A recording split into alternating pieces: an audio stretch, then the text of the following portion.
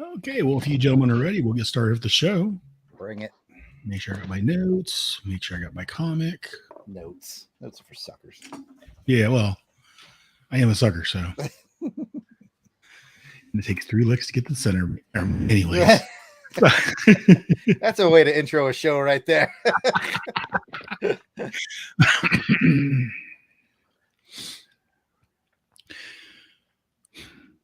And welcome to G.I. Joe, a Real American Headcast. This is episode 46. As usual, I am one of your hosts, Aaron, Brotherhead Moss. And joining me, as usual, we have our drawer friend. We have Mr. If I can get him up. Maybe not. I'll stay down here small in the center. There we are. Again, I'm bad at. Nah, you're learning the ropes. You're doing fine. Close enough. There we are. So we have joining us our drawer friend, Mr. Jared. I was going to say Jared Albrick. Wow, today's not the day for me. It's all right. Pat keeps calling me Gerald on our own shows. Yeah, I've heard so whatever. No, man. Thanks for having me here today. Thank you for joining me. I'm excited about closing all the blast doors. Yes. Must close them all. Yep. And so I can officially announce you, and we have Jared Albrick, the yard sale artist. That's a prescription for danger. That's a prescription. Never gets old. I got loop on. That's why. Just leave it on loop. Just make that the whole show. There you go. The whole show. But as usual, I will be doing some drawing during the episode. Very good. In fact, I'm going to switch cameras now. I'm going to work on one of my book page sketches on the actual military manual. Very G.I. Joe style. Yes, Y'all always very nice. With that as we chat. Hey, she looks familiar. Mm-hmm. Also joining us, we have. Let me see if I can get him up. So there you are. We have Brad Abraham. Mommy and Daddy are making a better version of you. But I've changed my code name handle to Dr. Brain Fart, so that song doesn't work anymore. I've got to come up with a new song for you. I just like that. Yeah. I just like that. It makes me laugh. How you doing, Brad? I am well. How are you, Aaron? Doing good. And as I was telling our friend there, Mr. Jared, before you joined us, that I wore this shirt in honor of you today. Oh, my favorites. Yeah, it's Toe Jam and Xanax. My least favorite Cobras of the moment. Yes, that's of the moment. Although Dr. What's his head? Dr. Brain Fart hasn't shown up in this issue yet, so we have to wait until next issue to see if he redeems himself at all, in my mind. And as I was telling Jared, I've also ordered the Classified Twins, which should be here this week sometime. So I subscribe to a magazine called Classified Twins. I think I've got that one coming too. Very nice magazine. Do those come polybagged, or do they still come in like the plain brown wrapper? Plain brown wrapper. Yeah, just so the kids don't happen to accidentally see it. Actually, wait a minute. They still do magazines? I thought it was all online now. I thought it was all. In all honesty, yeah, I buy everything. I thought the internet killed the magazine. It's trying to. Oh. But we're not here to talk about comics or magazines or books or anything that comes in brown wrappers. We're here to talk about some G.I. Joe. So let's get into it, guys. We're looking at issue 46. It was entitled Who's Who on Cobra Island. The cover date was April 1986. The on-sale date, January 7th, 1986. Cover price, 75 cents. Writer, well, if you don't know what you're doing, listen to the show. Magnificent, Larry Hama. Penciler, Rod Wiggum. Inker, Andy Mashinsky. The letter was Joseph Rosen. The colorist was George Russos. Edited by Dennis O'Neil. And the cover credits. Beatty, Beatty, Zack, Beck, Beatty, Beatty, Zack, Zack, Beatty, Beatty, Zack, Zack, Beatty, Beatty, Beatty, Zack, Zack, Zack, Zack, Zack, Zack, Mike, Zack, Zack. Yes, the magnificent Mike, Zack, and John Beatty. See where I'm slowly doing away with Jared. This was reprinted in G.I. Joe Volume 5, trade paperback, and also the complete G.I. Joe collection, book 5, I'm assuming. Good job. Good job, Aaron. So let's go and take a look at the synopsis first, as Jared shows us his. Is that signed by somebody? I can't quite tell. Yes, it is signed by Beatty, just Beatty. Well, there you go. Very nice. So the synopsis for this book. The story starts out with the reveal that it was indeed Zartan impersonating Ripcord. What? Zartan pets his cow on Ripcord to help with his infiltration. Meanwhile, Cobra Island is being invaded by the Joes on the beach looking for Ripcord.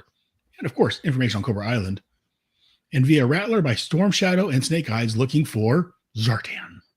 Professor Appel, or Apple, or whatever his name is, the Appel of my eye, finds Zartan unconscious and Zartan, it's in quotes for those that's watching at home, unconscious, and sends him back to the Terrordrome. The Joe gets photographs of the new the new base, the Terrordrome, plus a covered plane, the soon to be revealed Night Raven.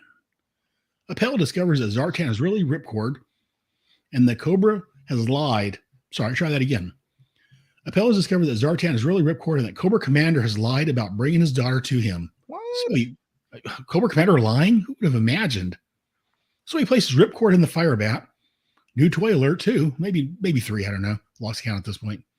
And gets him away from Cobra. Actually gets him away from Zartan. I'm sorry. Try that again. Actually gets him away from Storm Shadow and Snake Eyes, who's coming to kill him.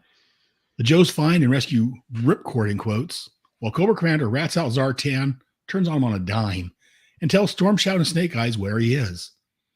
The issue ends with Spirit noticing something odd about Ripcord's injuries. And that is G.I. Joe, A Real American Hero, number 46. And we're done, guys. Let's go down. Let's go ahead and talk about the cover first. So the cover, very nice cover, which I'll be mentioning later in the show, shows Storm Shadow and Snake Eyes busting through a door. Storm Shadow has a sword out. Snake Eyes has his Uzi drawn. There's some yellow and white and orange light behind him, lighting him up. Before I give my comments, Brad was holding it up, so let's go to Brad first. Brad, what are your thoughts on the cover? I love this cover. This is probably one of my favorite covers, and this is one of my favorite issues, but we'll get into that later. This is the first cover we've seen Snake Eyes and Storm Shadow share since, I think, issue 27 on the subway train, with Snake Eyes kicking Storm Shadow off, or is it the reverse? No, it's Storm Shadow kicking Snake Eyes off. Anyway, so they've come a long way in their relationship in the 20 or so issues intervening.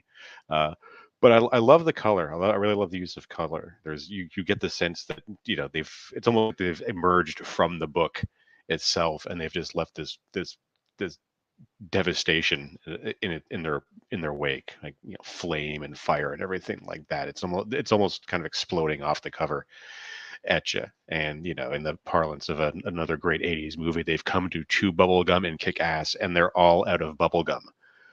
So a question I always like to ask myself with these covers is, number one, is it poster worthy? And number two, does it depict an actual panel or action or scene in the issue itself? And in this case, the answer to both is yes, it is poster worthy. I don't even know if it's been a poster, but it is a panel that appears near the end of the issue. I can't tell you the specific page because for some reason, maybe it's page 16, because my issue is quite old, obviously. And some of the page numbers aren't showing up on it, but yeah, it's page this is bottom of page 16 after they've breached the Terrordrome. So yeah, this is a great cover, and like I said, this is probably one of my favorite issues of the entire run. So I will just leave it at that, and we'll get into why later. Very nice. And let's get an artist's opinion. Oh, he didn't show up today. Jared, what are your thoughts on this cover? Well, sir, Brad is correct. This is a poster worthy cover, and he covered all the wonderfulness of it. I want to dig a little deep into the nerdery of comic book inking and point out why Beatty did such a great job on this one. Because he's a master. Yes, that's That's the obvious answer. And Zach is obviously a master penciler, and they go together like peanut butter and jelly. But Beatty clearly understood what the vision of the cover was all the way through coloring, because if you notice, his ink lines are standard and fairly heavy in near the center of all our characters. But as you get to this very bright white light in the center, notice how really light and weak the ink lines get. So it gives that effect that the light's even washing out the figures, as it comes from behind. And that is just some really, really cool stuff. A beginner workman like inker like me would have probably inked these characters with the same line weight all the way around, not thinking about the light behind that would come later from the coloring. So that is, again, why he is a master. So a little spotlight on Beatty there for 46. I mean, otherwise, it's like all of our, Brad alluded to, it's like all of our childhood toy plane dreams on a cover. And I mean, it's not lost on me either that it has the red, orange, yellow background that you would see on the cards of the toys. They also make use of the red, yellow, white backgrounds. So there's a lot going on in here. I'm not sure whether or not I like the green G.I. Joe font at the top or how it goes to solid black. I just kind of wish it feels a little clunky at the very top. But you know what? That is the minorest of nitpicks. Look for a high score from me on this cover. Very nice. And yes, as we have said, Mike Zach with Betty, Zach. they always do a magnificent job, and this is no exception. This is, you guys have both pointed out that's fantastic artwork. It's as Brad said, it'd be great as a poster. And as I alluded to and Brad said, it is actually a panel from inside the book that actually is more detailed and more colored, but it's fantastic. It's a great cover. I love it myself. So like Brad said, this is one of the iconic covers that you think of when you think of G.I. Joe. So Brad, on a scale of 1 to 5 Yo-Jo Colas, I probably know the answer, but go ahead and tell us. If you probably know the answer, you would probably be right. And this is with the caveat that I don't drink cola anymore. I'm going to give this one 5 Yo-Jo Colas out of 5. This is one of my all-time favorite Joe covers. So that's where I'm making my grand stand. This is a 5 out of 5 for me. Very nice. I can't argue with that. And Jared. I mean, out of 1 to 5 Yo-Jo Colas. With the caveat that I still do enjoy a delicious cola from time to time, I'm going to give this a 5 out of 5. Me and Brad are going to be together on 5 Island. We're welcoming you over, Aaron, if you would like to join us. And as I heard on a podcast I was recently on, it looks like we have a match game. I give this also a 5 out of 5, with the caveat that I still enjoy drinking Pepsi, Coke, Dr. Pepper. As I said before, on my Friday and Saturday nights, I normally enjoy a nice rum and Coke. So they're loaded with vitamin C. They're good for you. Well, there you go. And that's why I drink. What? But no, yes, I thought this, as we said, a great cover. I'm going to give it a 5 out of 5. Maybe a 5.5. I'm not quite sure yet, but that's gross. That's why I said it. But so that was our cover of G.I. Joe 46. So let's go ahead and move on to some content. This time, let's move over to the yard sale drawer guy, who's doing a magnificent job of drawing. Looks like that's Scarlet's. It looks like. That's right. She's looking out for them rattlers. It looks like a Scarlet. Anyways, Jared, thoughts on this issue? Well, I didn't read it. I read the yearbook before. It has this really cool Michael Golden art, and it's all about like the Crimson Guard. Look at this advertisement. All right, never mind. Let me get over to 46. Wow, what a great continuation from last issue. I could go on and on, but you know what? I was here for last issue, and Brad wasn't. So I want to leave a lot for Brad to talk about. So I'll just hit the basics. Very cool story centered around Ripcord, right? Yes, it's not. It's not airborne. It's To not continue an old airborne.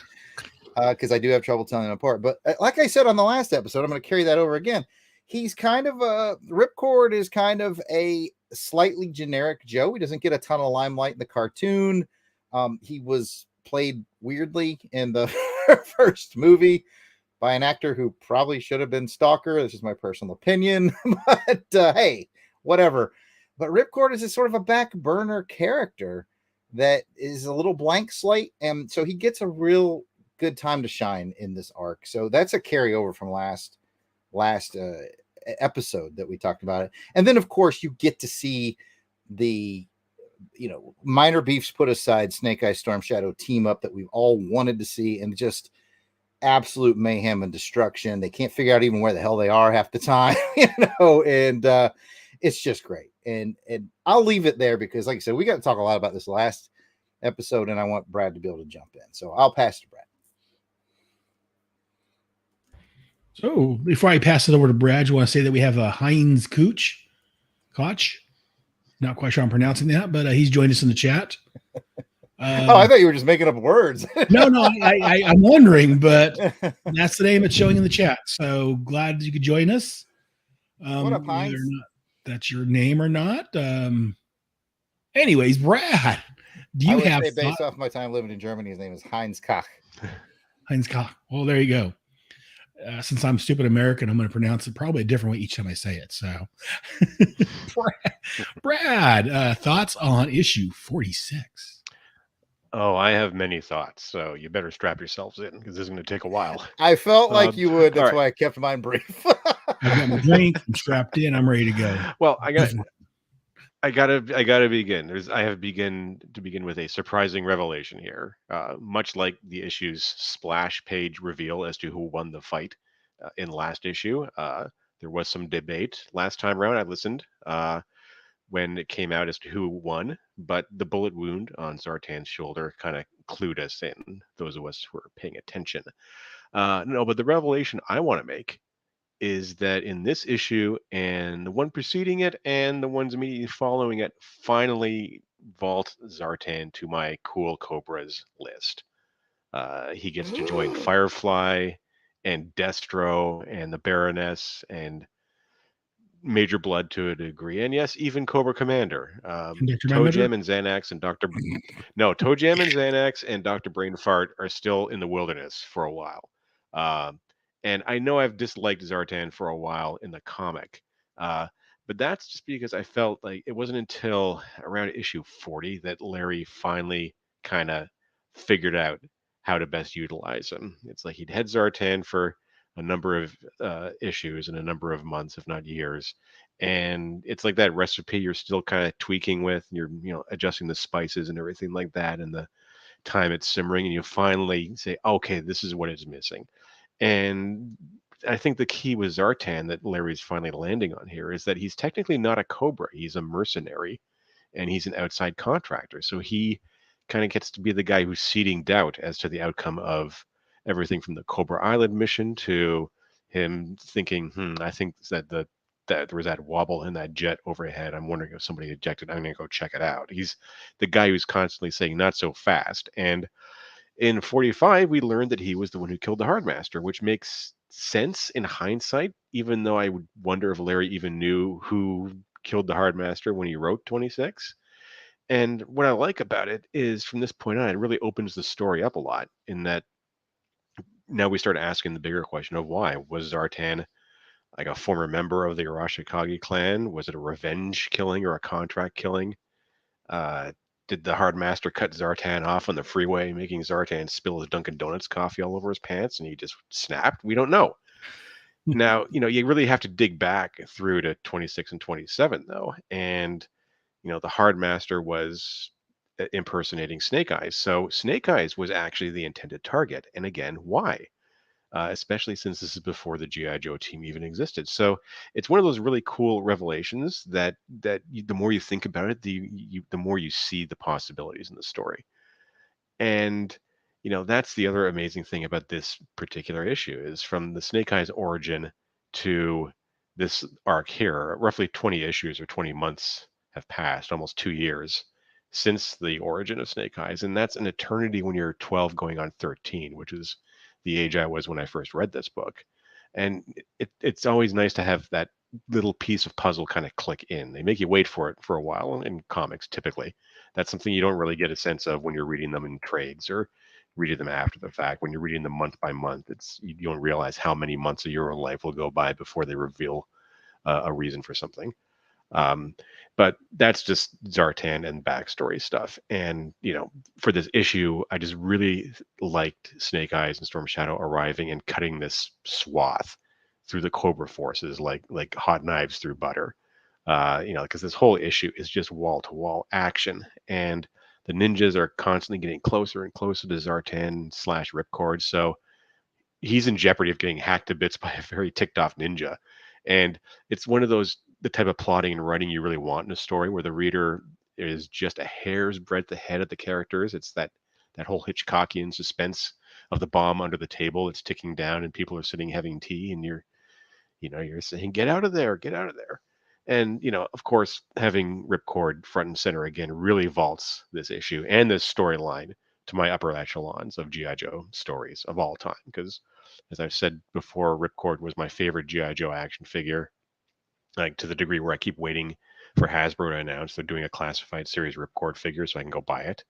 And, having your favorite action figure, who was never anybody else's favorite action figure, it was just mine.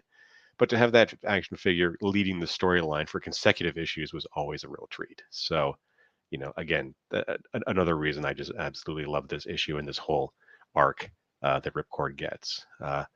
But I will say there is one thing I don't like about this issue, and it only really occurred to me as I was rereading it this time around. And it's not even a dislike, it's just a what if. Snake Eyes and Storm Shadow breaching the Terrordrome and Storm Shadow killing Professor Appel. And it's only in hindsight now looking at it and going, that felt like there could have been a little more mileage we would have got out of that character. Especially when Ripcord kind of reveals, well, wait a minute, I was looking for your daughter and she was, kidnapped by a dreadnought, and Professor Appel is like, oh, but Cobra Commander told me something else. Is he lying to me? Why is he lying? I mean, I think there was an opportunity to have like a Cobra loyalist or someone who discovers Cobra may be responsible for the disappearance of his daughter. And I think there was an opportunity there to sort of maybe spin a much larger story out of it. In TV, they call them springboards, and I think another thing was because we don't really have Ripcord's search for what happened to her continue beyond this storyline. I mean, his storyline kind of resolves itself another 5 or 6 issues down the road, but it kind of ends around issue 50 or 51 and gets resolved much further down the line when they encounter Billy, many months, if not years down the road. And it just occurred to me, that would have been a really interesting thing to follow along for a bit, to have a Professor Appel or somebody like that on the inside trying to figure what was going on. But, with G.I. Joe, the comic and the toy line and everything, you have a lot of pieces you got to work with and a lot of things you got to play with. And I guess Larry just said, well, it makes sense for Professor Appel to get killed by Storm Shadow. It just makes sense at this point. So that's what's going to happen. I can go on and keep telling the story I want to tell. But yeah, that's really about all I got to say about that part of it. Very nice. And yeah, I know that, we get further revelation, but again, it's another 50 issues down the road before we find out more about the whole Hardmaster murder. So, I do agree with you that, they would have been nice if they would have kept Appel around. It's like you said, an inside man, someone that's working with the Joes, trying to bring Cobra down. That could have been an interesting take on it.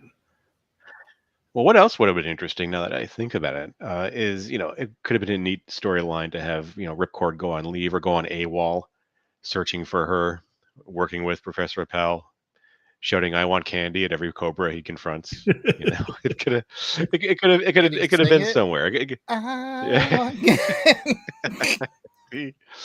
Yeah, but I mean that's the fun thing about it. I mean, you can always, you could take your action figures and dramatize an alternate version of what happened. So, but I mean, that's just, I think this is a really great part, or a really great era for the comic. Like I feel like this whole second wave, this whole second act, following that classic 21 to 33 run. I still think at this point the comic was really still humming along nicely, and it was probably at its peak in this era. So I think that, and it reflects that in the story that's being told, and just on the individual issues. I mean, these are all solid issues. Even the issues I'm not crazy about, I still think are pretty fantastic. Very nice. And yeah, as we said before, yeah, this is like right in the smack in the middle of like the golden era of GI Joe. These were some fantastic issues, and yeah, this is no exception. I think I mentioned this on every episode for the last 12 episodes. Well, But stop. again, No, continue. for the listening audience, I know I have a sound clip for Beatty Beatty Zek and all that stuff. But seriously, is that not when you see those covers, you know you're in the perfect golden age of GI Joe. Oh, I The know. I Beatty can't Zek argue with covers are indicative of that era. it. I mean, just because who I am, I want to argue with you on it, but I can't argue with you about it. You're right. But let's go to my thoughts. Yeah, no, I agree with both you guys. You guys have made some excellent comments. Even Jared's made some good comments, oddly enough.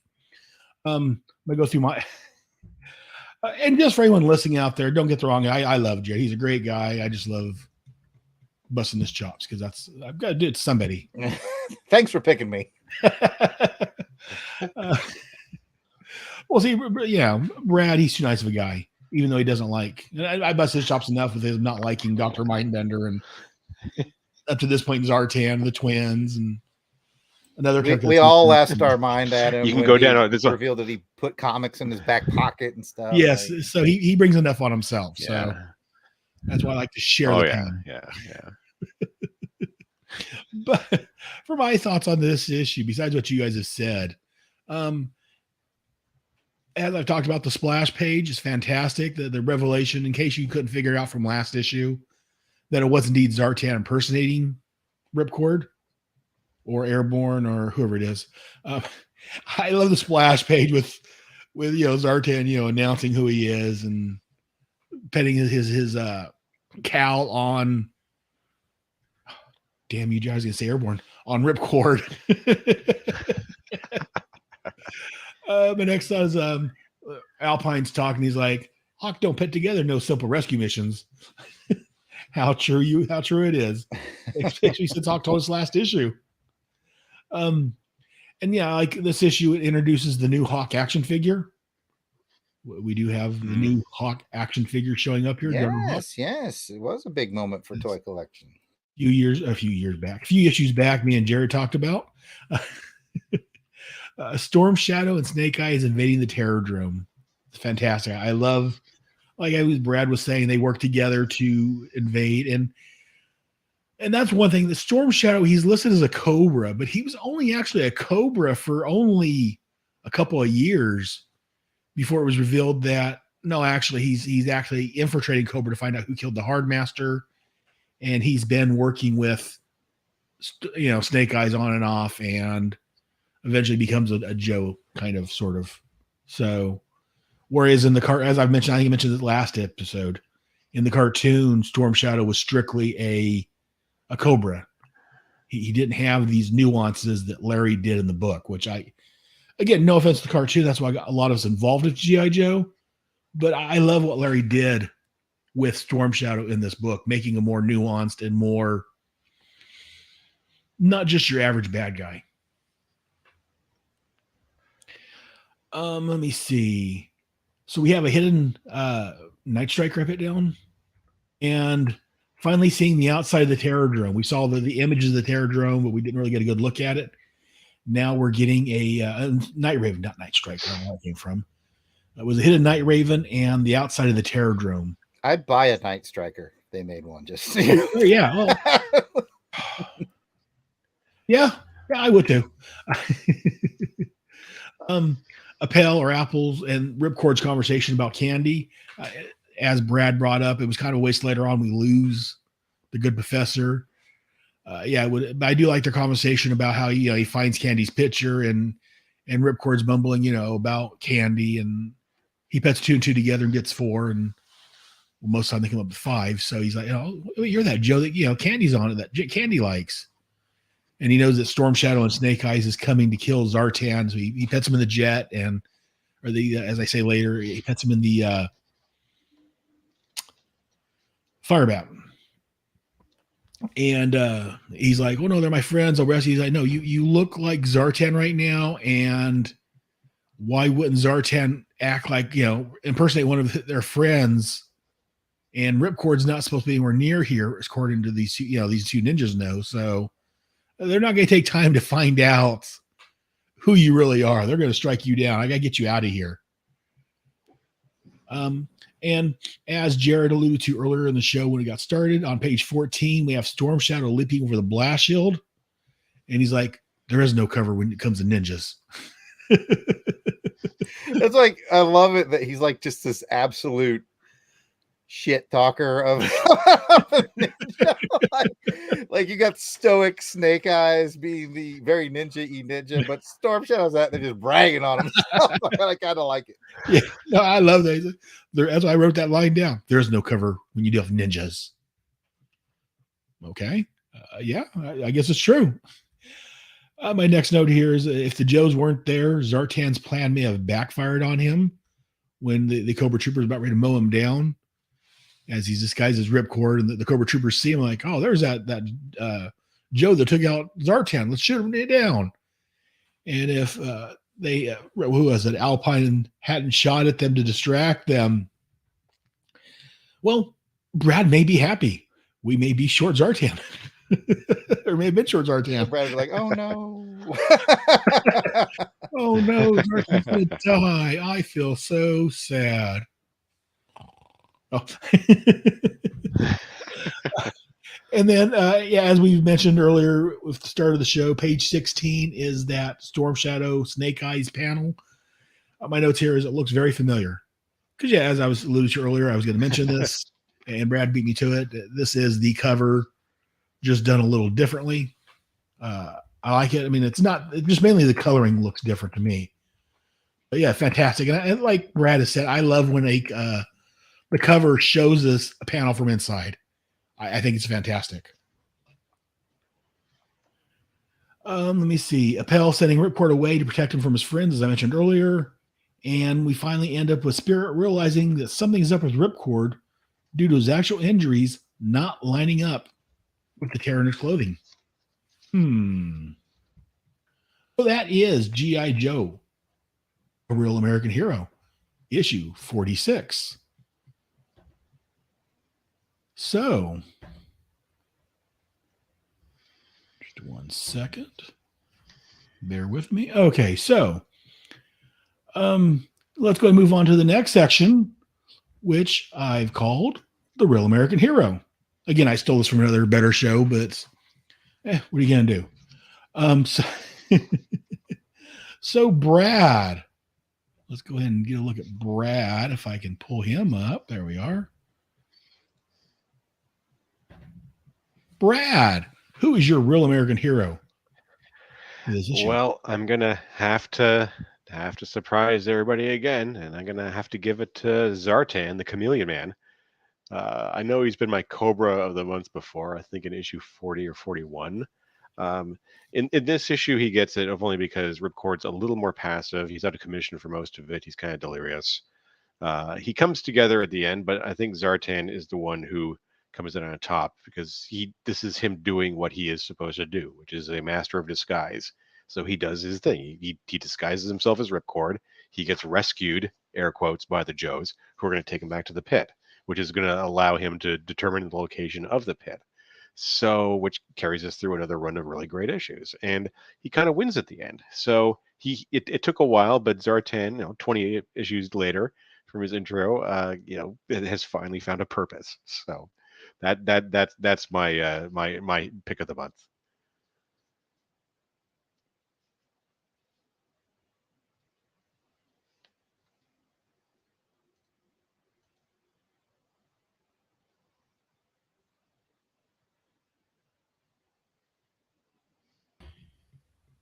And Jared, doing a very nice drawing of Scarlet there. Who is your real American hero for this issue? Oh man, now I wish I'd read it. Just do like you usually do. Close your eyes and pick one. Pick Scarlet. You draw a picture of her. Lady J. Lady J, there it is. Oh, why can't No, I you know, it's easy to pick a ninja. You know, I'm gonna go with I'll go offbeat, and I'm gonna say Alpine did a little day saving in that issue. And you know, again, I like these characters that don't get a lot of limelight. So Alpine scales the tough wall. Alpine races down the wall to lay down distractive cover fire, and he's a key element to the success. So I'm gonna say Alpine. Not a bad choice. Very nice. And we will move on to me. My real American hero for this issue. I'm going to give it to Professor Appel or Apple or however you want to pronounce his name for two reasons. One, for having a hot daughter. Got to give him up for that. Does that make me a pig? Yeah, but I'm willing to accept that. But no more so than last issue. This is true. This is true. And the second reason, the main reason I'm giving it to him for this is that for finally realizing what a scumbag Cobra Commander is and setting Ripcord away to protect him for his daughter and because it's the right thing to do. And again, as Brad said earlier, it's sad that we don't get more of Professor Pell later on working against Cobra Commander. That would have been nice. But that is my real American hero. You know, it makes me wonder, Aaron, just to make your show longer. Yes, go for it. It makes me wonder if, you know, sometimes Larry doesn't put these characters in that he really digs, like Apple, or it's got to be Apple if her name's Candy, Professor Apple and Candy, and with like the hopes that Hasbro will do more. Like, will they make a figure? Will they add it to the toy line lore? And I think he finds out that the answer is no. It almost feels like he had more for Apple to do, like Brad said. Right. But then I feel like that's the behind the scenes. Like Hasbro's like, we're not going to make a figure of the tubby Crimson Guardsman guy. I would have bought one. I would have bought. I mean, you know, well, actually, to be fair, Hasbro had big plans. You know, they had characters like Raptor and Crystal Ball waiting in the wings. You know, kids don't want Aaron's fuse. Kids don't want don't want another Crimson Guard army builder. They want a guy who dresses like a falcon and a guy who's a hypnotist. Like, yeah, that's what we want. That's what we want. Thanks, Hasbro. I recently repurchased a Raptor. Aaron's holding up his Raptor. You're like, yep. Yeah, and by his Raptor, I mean an action figure. Yeah, I was going to say, usually we say Aaron's holding his Raptor up to the camera. That's, you know, pace yourselves, everybody. Well, this is a family-oriented program. Yes, it is. So I'll keep my Raptor. People who aren't watching. But I would again, as they talk about all this changing characters' races and sexuality and sex and all this so people feel that they have a character they can relate to. I want a Professor Appel character, so that's an overweight guy. That's something I can relate to. Yeah. Heck yeah. If I'm going to join Kevin's, cosplay group, I'll go first. I'm going to need that action figure. Yes, exactly. So right now, I think Sneak Peek is probably the chubbiest of all the shows. Oh, yes. But anyways, let me go ahead and move to our next section, the favorite page of art. So let's go in reverse order somewhat. Let's go ahead and go with the yard sale drawer guy. Oh, man. I have two marked, so I don't know. Thought I'd have a decision made by now. I was wrong. Do you need a few more minutes? I'll tell you what, you can pick for me. I really like this very militaristic page where Spirit and Quick Kick, Alpine, and Flint are hitting the beach. And, it's very, bury the raft. It's very by the numbers military, which, Larry knew what he was talking about, being service member. You mean Quick Kick in his very military uniform? Yes. Yes, when you got sensitive nipples, you gotta do what you gotta do. I really like that just from a militaristic point of view and an artistic point of view. I like the rain. I like the cross hatching on the raft. I mean, he even included starfishes and seashells, man. And then I like this one with the big sweeping jump by Storm Shadow when he kills Apple, and then Snake Eyes saves him from the blast radius. Again, I guess I'll subvert expectations since this is a very ninja issue, and I will pick the guys taking the beach. That'll be my page. Very nice panel. I can't really disagree with you. I could, but I'm not. Brad, what page of art would you like out of this book if it was with my power to decree it upon you? Well, there are so many I could go with in this issue. I think from front to back, I would be happy with any of the pages in this, and I think the book is really hitting its stride by this point. And I think Rod Wiggum and Andy Mashinsky really need to get credit for kind of being, I think, the A team as far as I'm concerned for G.I. Joe art. Their run beginning around issue 34 till I'm not even sure when they finished up on it is, again, another reason why this is probably some of my favorite storytelling from the whole series. But if I have to go with one page, I'm going to pick page 10 when the landing team is doing their surveillance of Cobra Island. You got them on the ridge taking pictures and trying to identify stuff. So we have the Night Raven hidden. We have a city being constructed. We have a nice close look at the Terradrome. So,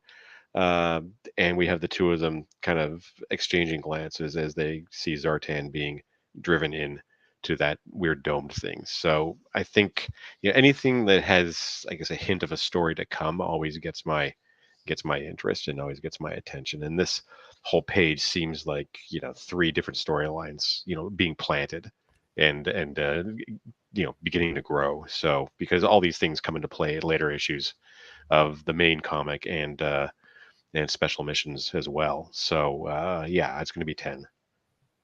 Very nice. Very nice. And for my issues, for my pages, I heard you laugh.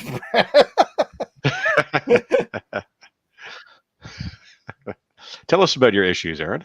Oh, I have a lot of issues. Let's see. Where should I start at? There we go. Childhood issues and no, I'm sorry. Again, I picked out two. When I was 7 years old, let's go back further than that. So if you guys have some time, we'll sit back and we'll start with Aaron's issues. We can do them alphabetically, chronologically, numeric, however you guys know.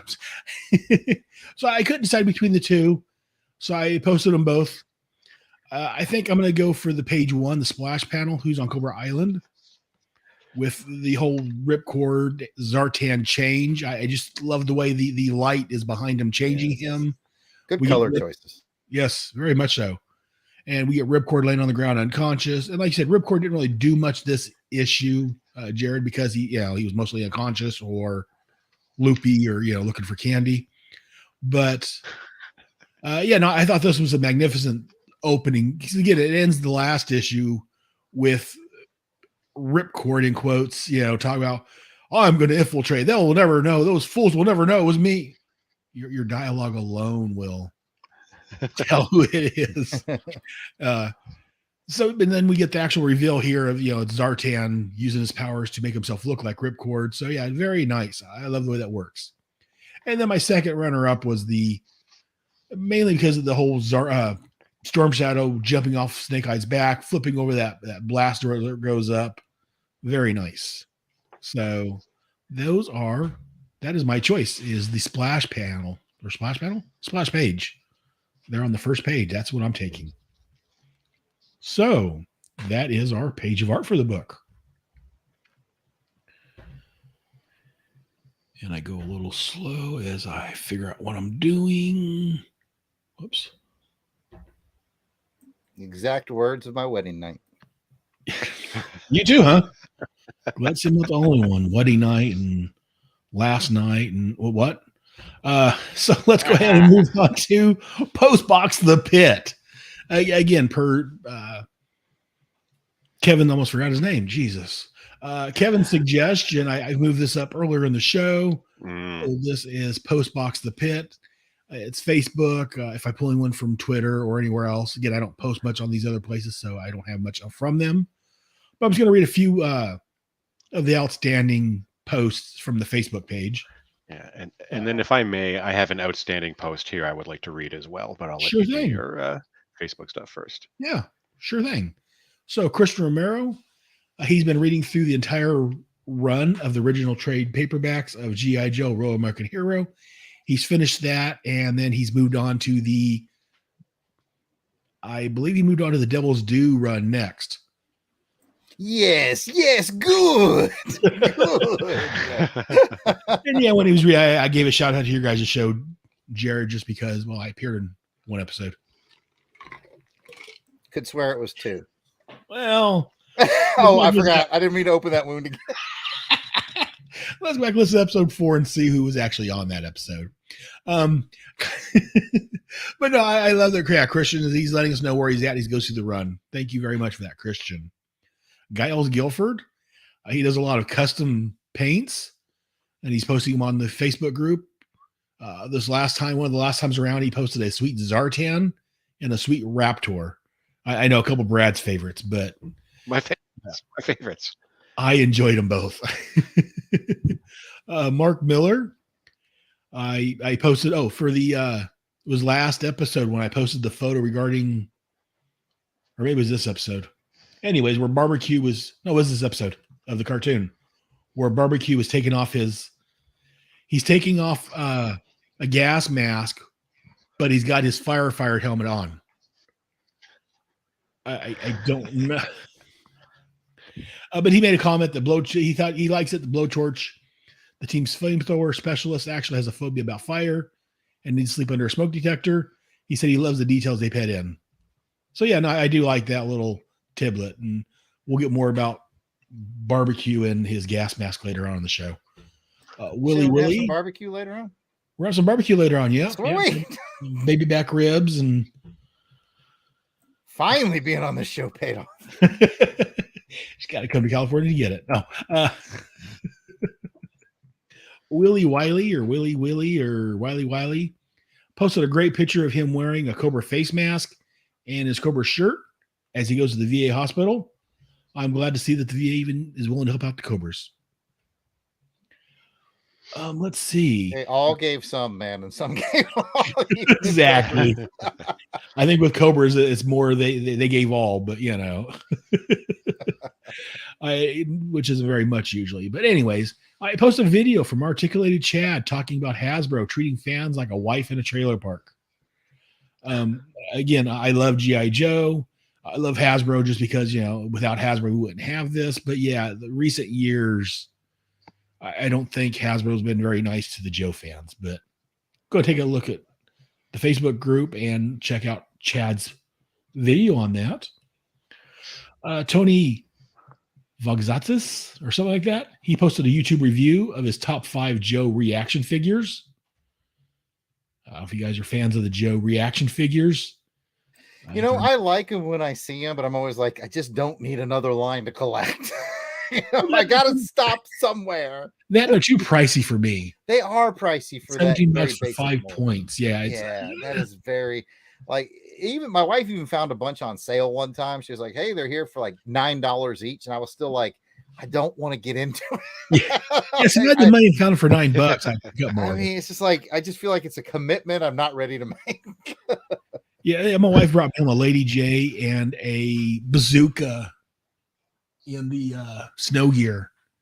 And she said that I was editing one of my episodes and we kept talking about bazooka. So she saw that, so she had to bring him home.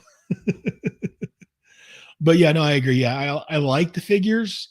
The card art is fantastic, and I love they've got the original type of file card on it. But yeah, almost $20 for those is a little pricey.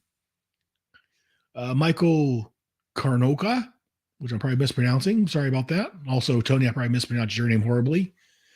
Michael posted a picture of a real-life hovercraft reminiscent of the one from Havoc. And finally, David Finn, one of our newer listeners, he's got his own podcast called The Signal. He had Chuck Dixon on talking about some of his work. I guess he did some G.I. Joe work.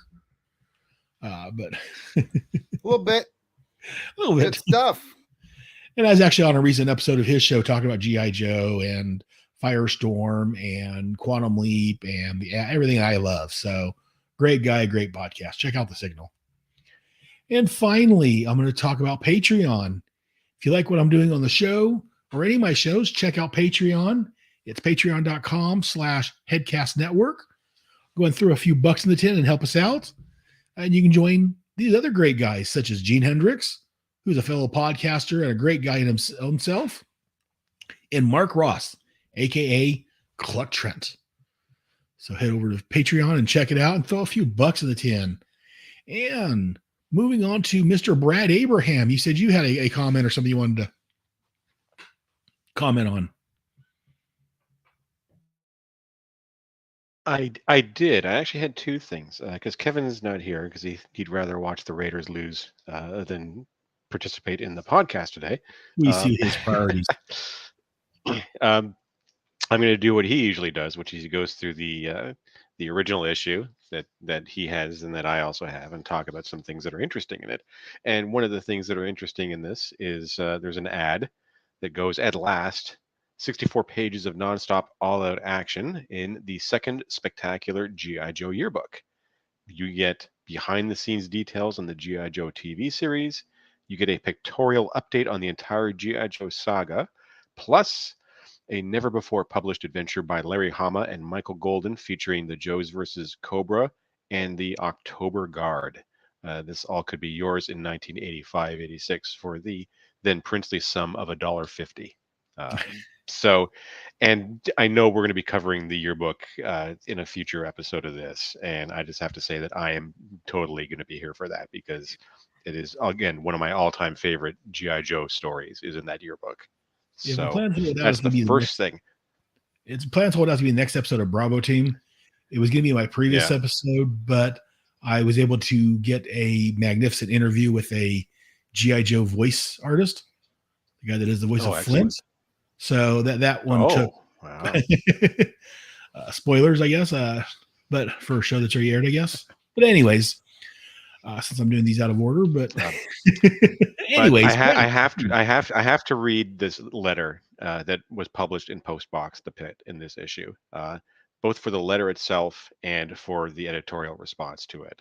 So you all have to sit and bear with me for a few minutes here. It goes, "Dear Mr. O'Neill, in 1983, I read my first G.I. Joe number 16. I bought numbers 17, 18, and 19 and was fascinated. Then I bought 20 and was very disappointed. In 19, a good man, General Flagg, was killed. From that issue, I thought there would be a big funeral in issue 20, but no, you people had to write a cheap adventure with Clutch. This made me so mad I didn't get number 21 or 22. And then when I didn't, you people decided to have the goofy funeral for Flagg. I don't think that was a goofy funeral. That was pretty military accurate. Anyway, he goes on to say, I'm not saying that I like your comic. In fact, I almost hate your comic. The only thing that keeps me buying it is the wonderful artwork, not to mention that I like the figures a whole lot." And he continues, "Why do you people switch the storyline so much? I forget what each issue is about after I finish reading it. Unlike the other comics that I collect, I think the so-called good guys have stupid, silly, rotten personalities, and the bad guys are a disgrace to terrorist groups. And this is because your stories are boring, dumb, idiotic, stupid, unrealistic, not to mention that Larry Hama is writing the script. A thumbs down to his stories. I do have to admit that issue 37 was so bad that I liked it, especially when Ripcord made that hard-to-believe miraculous leap off the trampoline to catch all those balloons, thus saving a lot of work used to blow them up. But don't forget that even though the Cobras are martial arts experts, the Joes can still defeat 1,000 Cobras and live on with only a few bullet wounds. Another thing, speaking of Cobra, is why are they so disorganized? They bumble a lot." And he concludes with, "Even after all this criticism, I still say that the artwork is wonderful. What you people need is to organize your abilities for detail into a good story. You know that if we didn't have the democracy we have now, I would probably be forced into liking this comic, if it still existed. Lastly, could you people begin some kind of love plot? I would suspect that you're trying to avoid that, but the comic would be so much better." Signed, Chester White of Chicago, Illinois.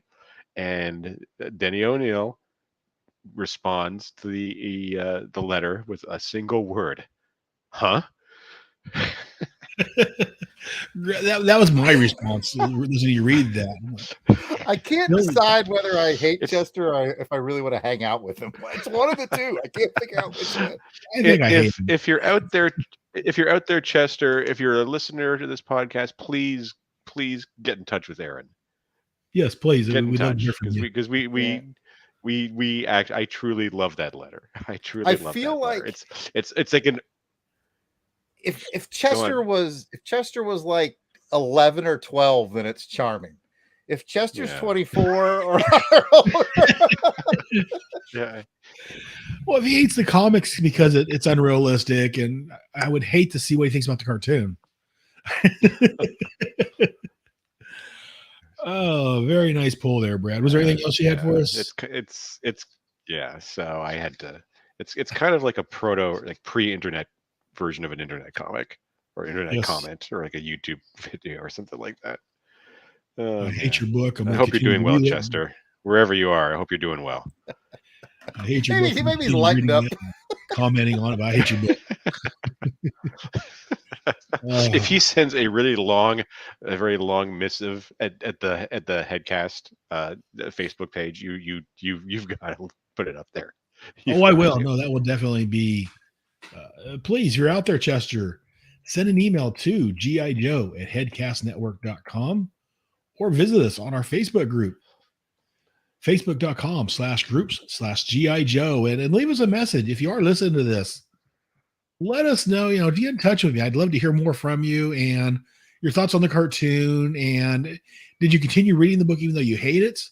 And if so, did it get any better to you? Or I'm assuming not, since it did tend to get a little bit goofier and more unrealistic with Serpentor coming. And there goes Brad leaving the show. No, I'm not sure that's how it's pronounced, by the way.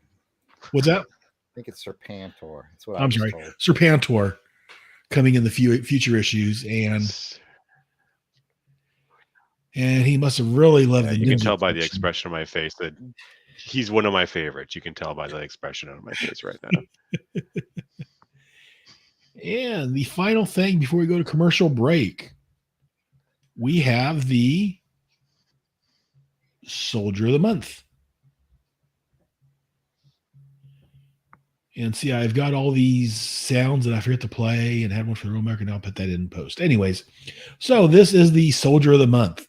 This is a listener out there, either from the Facebook group or someone that's wrote in or someone on the show that I think has done a magnificent job and either has promoted the show or done something nice or whatever. Again, I'm not above bribery. As a couple of months ago, I gave it to a guy that gave me a moray. So, I'm not above bribery. But this month, the Soldier of the Month goes to, I mentioned earlier, Christian Romero for reading through the entire run and keeping us informed of his progress. Just loved seeing him, as he reads along, he had posted, I've just finished this one, going on to this one, and just love seeing his progress as he goes along. And as I'm talking, I'm going to pull up Jared's picture there of beautiful rendition of Scarlet.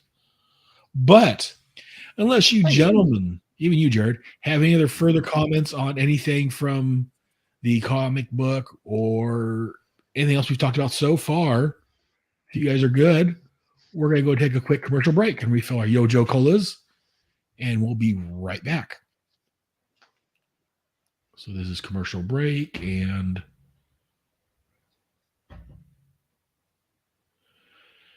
I have a Facebook user who posted the word doctor.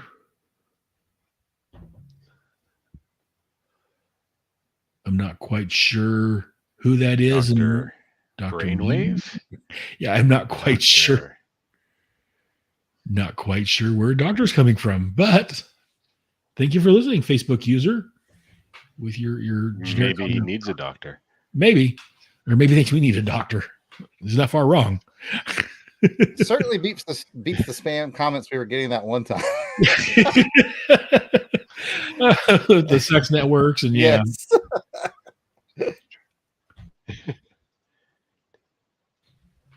Maybe, I don't know. Those were interesting. Anyways, so unless you guys need anything else, we're ready to move on.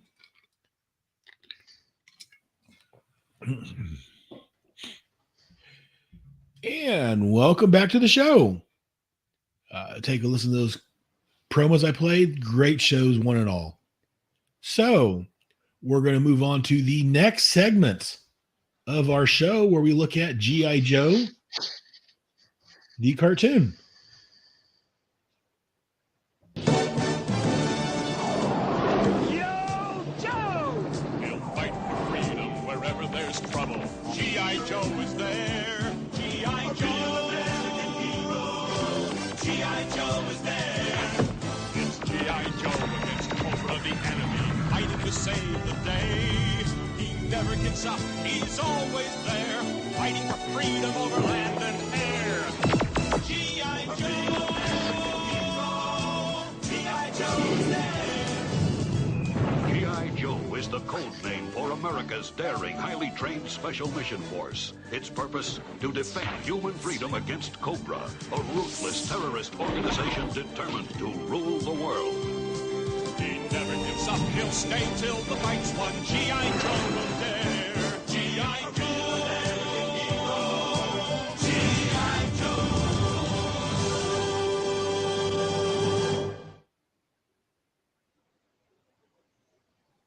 Don't know where that one to cut out there, but anyways, this is G.I. Joe, the cartoon. This is Captives of Cobra, Part 2, directed by John Gibbs and Terry Lennon. The writer was Christy Marks. Again, I'm running a little slow. There we are. Captives of Cobra Part 2. First aired October the 30th of 1985. The synopsis, which I pulled from Wikipedia. Scarlet and the other Joes set out to find a way to free their families from the Baroness's control. Unfortunately, the Baroness wants possession of the crystals, and she would stop at nothing to get what she wants. So let's go and get some thoughts on this. I am going to start with the yard sale drawer guy, Jared. I've scrambled for his notes. Do you have notes? Oh, well, there we are. There we go. Jared's notes. So, There Jared, we go. I don't have a ton either, so here we go. Note the first. In this episode, there features a Dr. Marks. The episode was written by Christy Marks. Shenanigans. no relation. We mentioned this last episode, but I really like that big vehicle that was reminiscent of the October Guard big vehicle. So the toy folks never made one, to my knowledge, but I thought that giant Joe vehicle was really cool. What do I got here?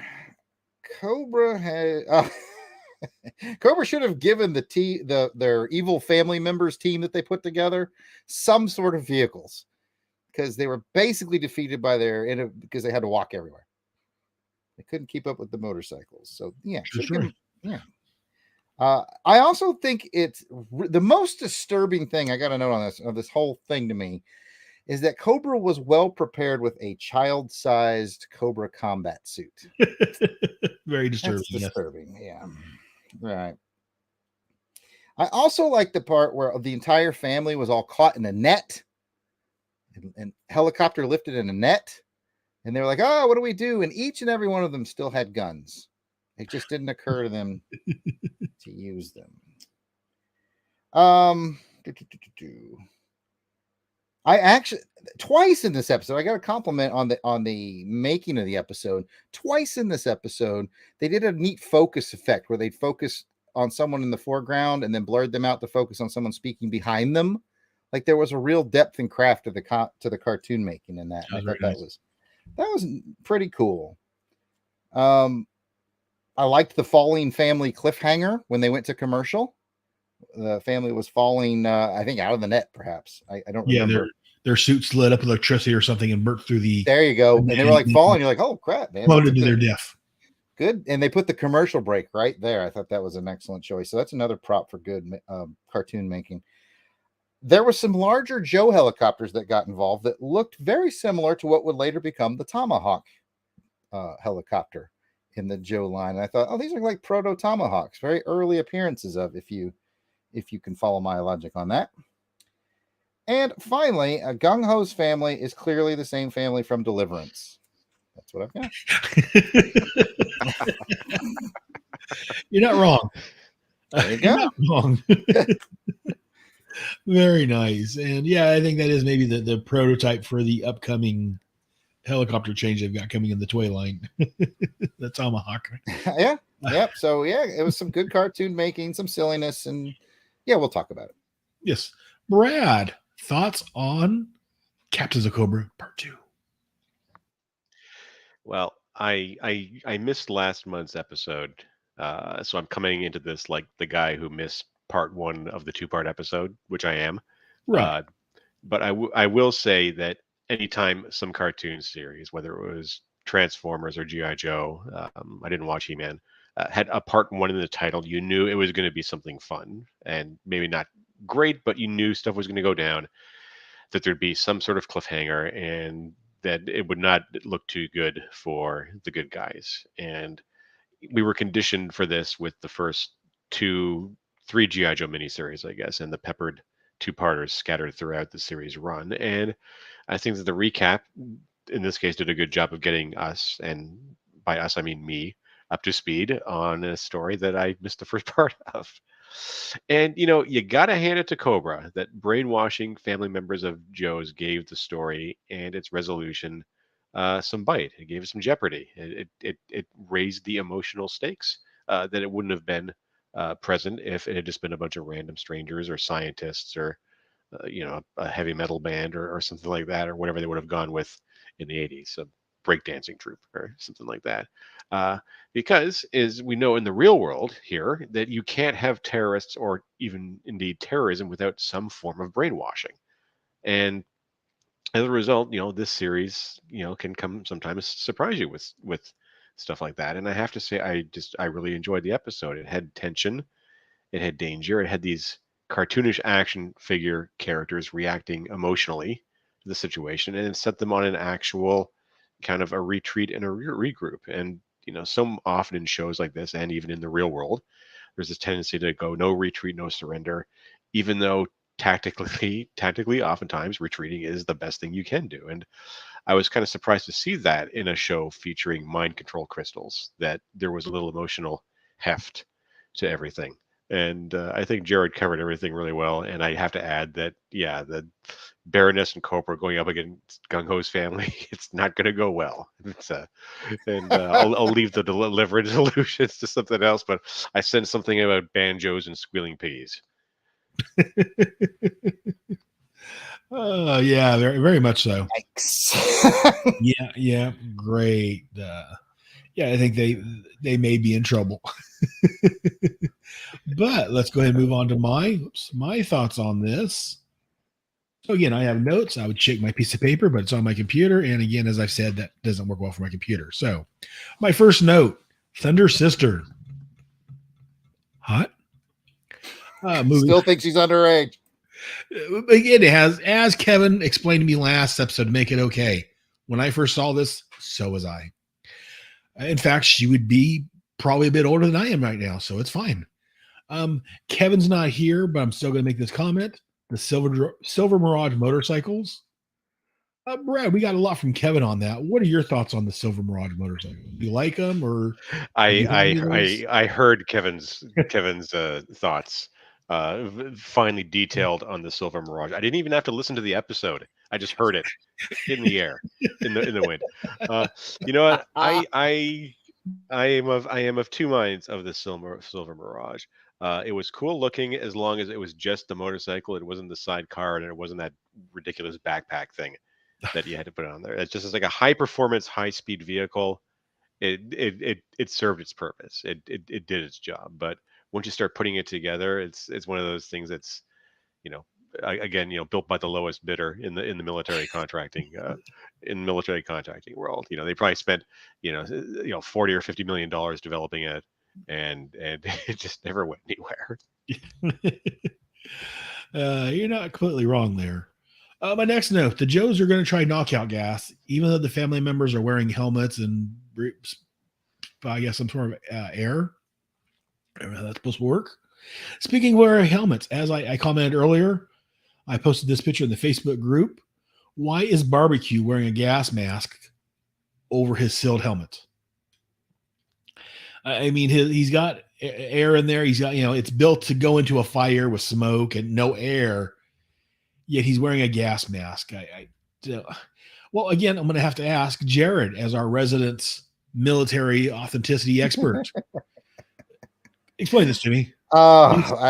He's just extra safety conscious. I mean, we've all seen the multi-maskers out there. Well, Jared, what did the firemen in when you were in the military? What did the firemen wear? Uniforms, they wear gas like masks everybody as well else. as their face masks? No, it's odd that he wears it even when there's no fires going on. So let's start there. He's just extra safety conscious, and if that's what makes him feel comfortable on the battlefield, then by all means, double mask it up, bro. Yeah, I didn't want to double mask shame him, I guess, but yeah, but I saw it's the same thing that keeps let's say it's the same thing that keeps Torpedo in his flippers. Yes, absolutely. And the funny thing is, 30 years ago, whatever it was, when we watched this originally, I didn't think anything of it. Okay, that's fine. But yeah, as a 50-year-old man sitting here watching this cartoon, I'm like, wait a minute. Something doesn't seem right here. We got cynical along the way. Seriously, though, I mean, I think it's probably just one of those mandates from Hasbro that, when you show the character, they have to appear as they appear in action figure form. Unless they're on leave, in which case they can have like a Hawaiian shirt or something on. Not Shipwreck. To say Except for Shipwreck. Say, hey, I'm on vacation, like Shipwreck, but they still have to have, something on them identifying themselves as the Joe, because if Barbecue had taken his mask off, then some kid's going to go to the store to buy barbecue, and they're like, well, which one is it? I can't tell. And that's a discussion. That's a complaint I have about something else. We'll go skip that right now. So thanks for your guys' thoughts on that and clearing that up for me. It's bugged me since I rewatched it. Anyways, next note I have here is Gung Ho's line. If I can't get us across, you can kiss that $10 I owe you goodbye. I don't know. That just struck me as funny. Maybe it's just me and my warped sense of humor. And again, I'm going to have to probably relay this question towards Jared. When the Cobra soldiers came running out, Scarlet says ambush. I am not a military guy. That's what we have Jared here for. Mm-hmm. But I don't know if it's so much of an ambush, but Cobra reacting to you guys sneaking up on them. Is that really an ambush? That's not so much. She should have yelled, that's an expected counterattack. Yeah, what? Ambush. Yeah, my favorite too I did forget last episode I said I was going to bring you a new segment of my favorite leadership moment. And in this one, it was a lot more subtle because it goes to Duke, by the way. Here's my favorite leadership moment because they're like, man, because they're going over like giant rocks and all things are getting worse as far as the vibrations of the crystals. And Duke's leadership was, man, I hope these things don't blow up. Wow, Duke. I was working on an opening segment for that, and I haven't finished it yet. Well, I didn't want to be remiss, but yes, I when you brought up that moment with Scarlet, the other thing that kind of cracked me up was it was one of those things where I guess they were a little ambushed because they were surprised, like Cobra got the drop on them, and classic Cobra. I even said this out loud when I was watching it. They have the drop on them, yet they still completely miss. Like they knew where the Joes were. The Joes did not know where they are. They snuck up on them. They had the sights. Stormtrooper School of Marksmanship strikes again. Yeah. Well, thank you for clearing that up for me. Again, that's why I have you on the show.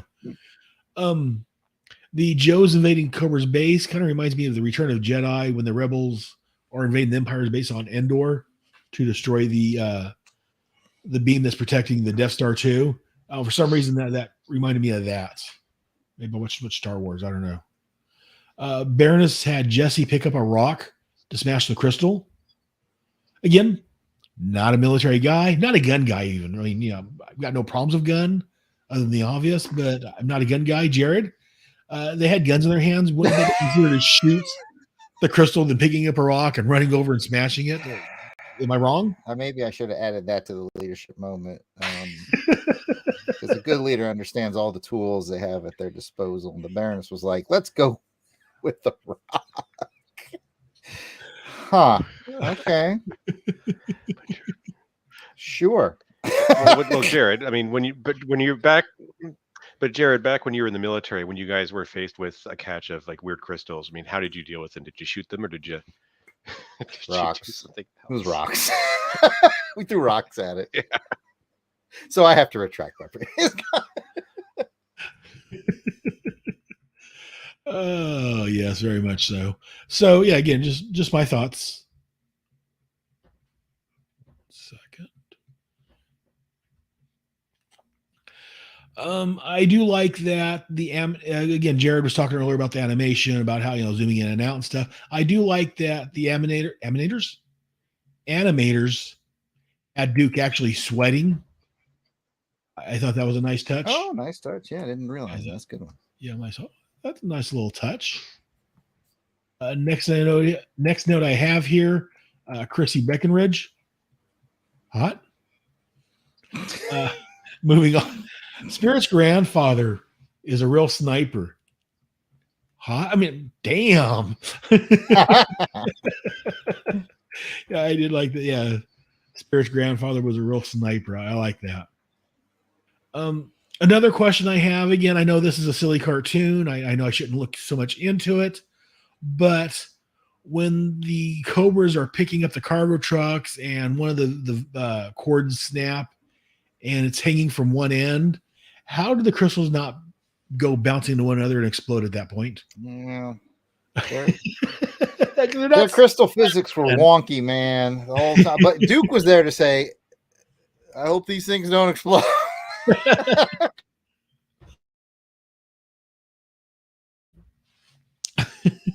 Yeah, just as I'm watching that, that's the whole tail end of that goes dropping down. I'm like, why aren't the crystals banging around and exploding and just ending this right now? It could have wiped out a couple, could have wiped out Baroness and whoever else I think was Major Blood or someone in that helicopter. Huh. And then my final comment on this is that you guys have commented when Baroness and the Cobras go after Gung Ho's family, hilarious. Yes, I can hear banjo music playing in the background and squeal like a pig, squeal like a pig. They're never heard from again. If the Joes hadn't shown up, they may not have been. Though, actually, a somewhat serious question for a somewhat silly cartoon. Why didn't they go after Gung Ho's family to begin with? Because they had his name also. I don't know why they didn't. Besides the fact that the episode would have been ended. Yeah. I really got the feeling they were vamping for time. They were like, this is almost a 2-part episode. But as much smack as I talk about, I do, as Brad said, I do love the 2-part episodes for the most part. After we had the first 3 5-part episodes, this is our second 2-part episode. The first one was the Synthoid Conspiracy, and this is our second one. We got 2 more episodes, and we have a third one coming up, which, spoilers, I think is fantastic, but we'll get to that here in a couple months. But anyways, those are my thoughts on G.I. Joe the cartoon. Again, little goofy, but again, it's a 2-parter, so I love those, as I've said. And again, no matter how goofy these get, this is what started a lot of us in our love for G.I. Joe. So I may give it grief for some of the inaccuracies and some of the things that don't quite make sense to me. But overall, yeah, I'll take it.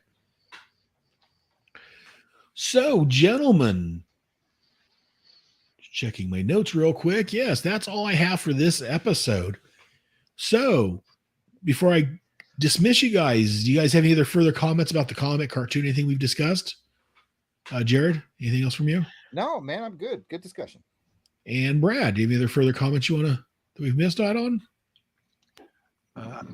I wanted to add just one little thing. These are my 2 cents that I wanted to add to the episode that I missed, which was last episode, and Kevin's question about the cartoon series and his preference for the 2-parters over the single episodes. And my 2 cents is for my money, the best I think the G.I. Joe animated series ever got were in the 5-parters.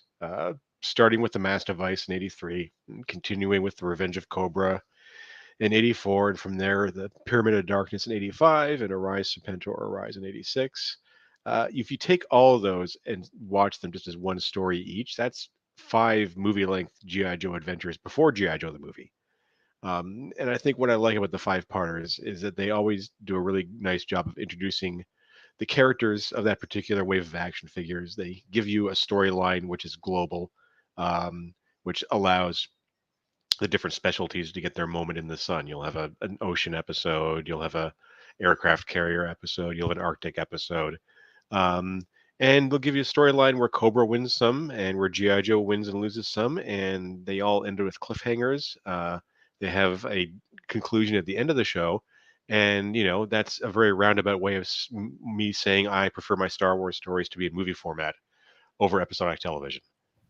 But I am enjoying Andor, so wherever you go, there you are. That's all I have to say. Very nice. Yeah, and I agree. Yeah, the 5 parts are magnificent. I love the 2 parts much more than the regular episodes. But yeah, overall, it's G.I. Joe. But yeah, no, you've got some great points there, Brad.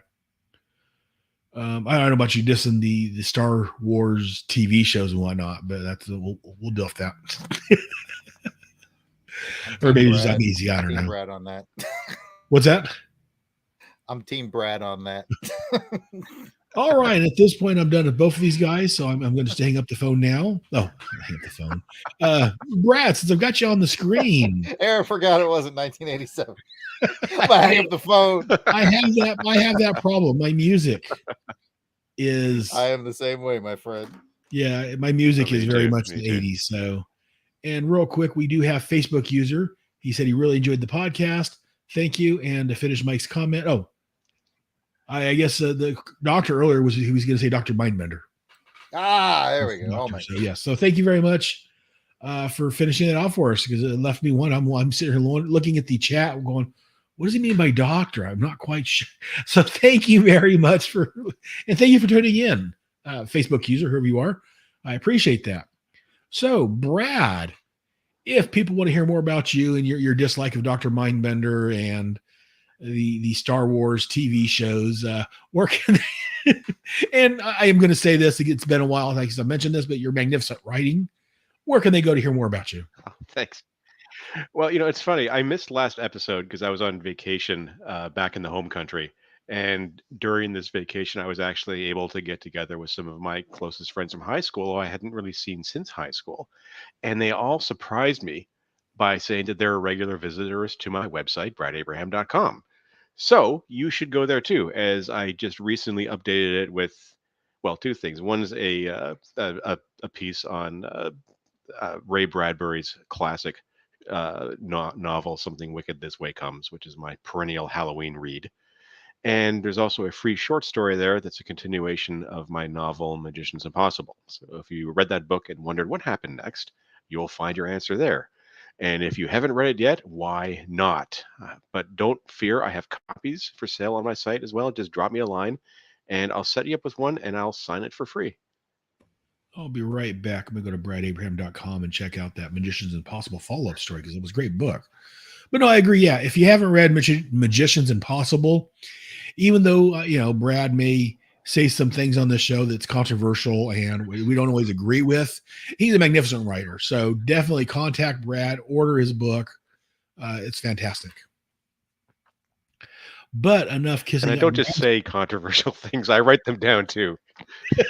He writes down and says controversial things that makes me want to ban him from the show. But no. don't you dare to search my beloved Raptor. So I pull myself back and I mute myself. Don't you dare search my wonderful Raptor. But Jared. Yes, sir. Beautiful drawing, man. I love you. I love having you on the show, just watching your artwork. Thank you very much. You say some silly and inconsequential things. I love your artwork. We all have our strengths. We all have our weaknesses. Which I have many weaknesses, but that's not talking about me. We're talking about you. If the listeners want to hear more about you, where can they go? go a couple different places. Like you've got on the screen there, longboxcrusade.com. If you point your podcatcher to Longbox Crusade, you're going to find me, Pat, Jason, Delvin, our entire crew with a myriad of shows. So we definitely invite you over there. And if you're a Joe fan, particularly, we do run G.I. Joe Chronicles, The Devil's Due Years, where we are getting darn close to finishing the first run of The Devil's Due Years of G.I. Joe, which is series. surprisingly good. I remembered liking it back in the day, wondered if it was going to hold up, and man, we have been having a blast with it. So come join us for that if you dig G.I. Joe. And much like Brad, I have my own website, www.theyardsaleartist.com, where I will be putting this up for sale, and this picture of Scarlet I've drawn, and I've got a bunch of prints of the other G.I. Joes that I've done in this very same style. So please check that out at www.theyardsaleartist.com. And I have a special offer for your viewers and listeners. All right, I am at Yard Sale Artist, Twitter, Facebook, and Instagram. They're all at Yard Sale Artist. Or if you're old school and you want to email, I'm Jared, Jarrod, at theyardsaleartist.com. And I tell you that because if you are watching or listening, if you're listening, you got a whole bunch of faith. But if you're watching and you like this Scarlet, it's going to be $30 on my website. But if you hit me up on any of those at Yard Sale Artists, I'll do it to you for $25 just because you saw it on the show. So hit me up if you saw it on the show, and I will give you $5 off. Oh, very nice. Thank you. That's very nice. I'll have to hit you up. I mean, Hey, your $25 spend as good as anybody else's. So that is our yard sale jar guy. And finally, for me, as I said before, you can call and leave a message at 1-559-500-3182. Again, that's 559-500-3182.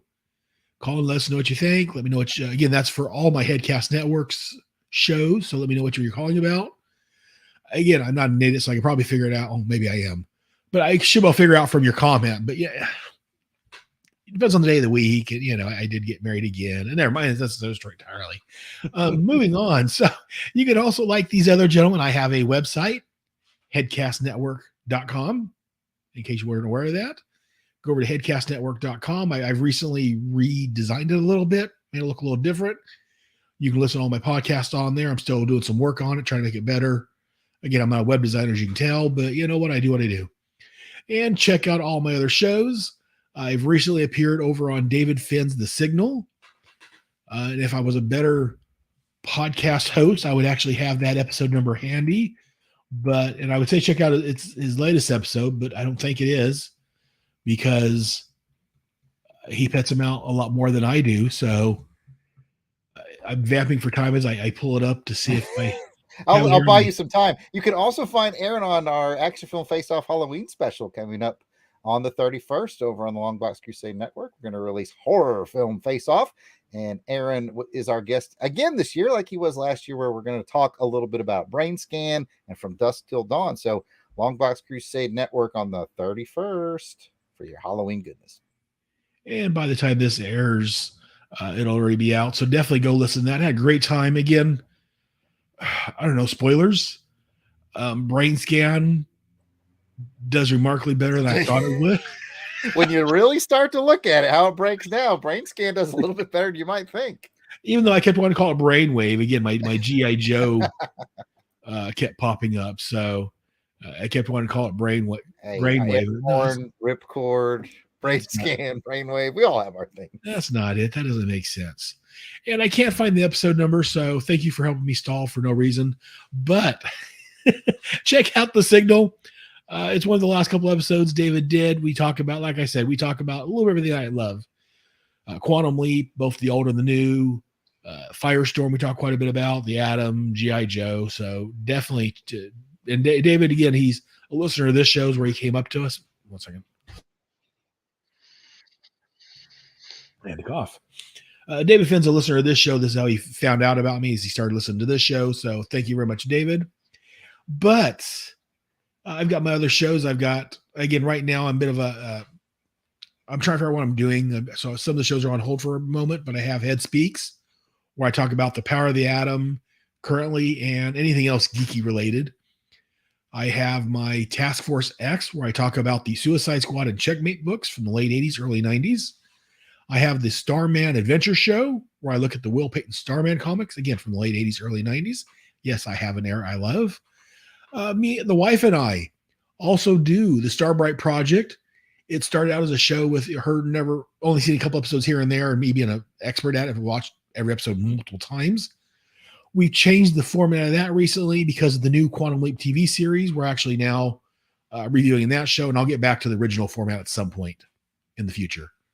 And then we also do Voyagers Cast, looking, again, not Star Trek Voyagers, people, calm down. Looking at Voyagers from 1982 through 1983, another time travel show. Again, that's all available on the Headcast network. And I have my 2 Facebook groups, facebook.com/groups/Headcast network and facebook.com/groups/GI Joe. You can also find me on Twitter sometimes and Instagram when I bother to check on there and post on that. I'll check Twitter every once in a great while. Like, oh crap, here's a post from 6 months ago. I guess I respond. I am working on that slowly, but finally, I do want to say thank you for those that are watching live. Thank you very much. I appreciate you guys joining us. I also appreciate you guys that listen to the podcast. And an extra special thanks to my guests, both Jared and Brad. Thank you guys very much for taking time out of your busy days. I know you guys have lives and families and all that. But thank you. But I guess that's going to do it for this episode of G.I. Joe. So until next time, remember, knowing is half the battle. Yo, Joe. If I get a Yo, Joe, you from Brad? Yo, Joe. And Jared. Yo, Joe. And again, beautiful picture, Scarlett. Thank you. Oh, you know what? I took it right from the episode we were watching, by the way. She was hunkered down behind a rock. Right after the ambush. Yeah, it's usually where you get them from. I know the quick kick one you took from the episode also with him. Yeah, I try to grab an image from the one we watched and then turn it into a book page sketch. Very nice. I love watching you draw these pages as we're doing the show. Well, thanks, man. So anyone listening, thank you very much for joining us. Thank you, Facebook user, and thank you for who was the other one? Hines. Thank you both very much for joining us. We'll be back next month. And actually, I may be back sooner to do Bravo team number, I think it's going to be 18, where we talk about the yearbook. I'm going to end the broadcast now. Bye.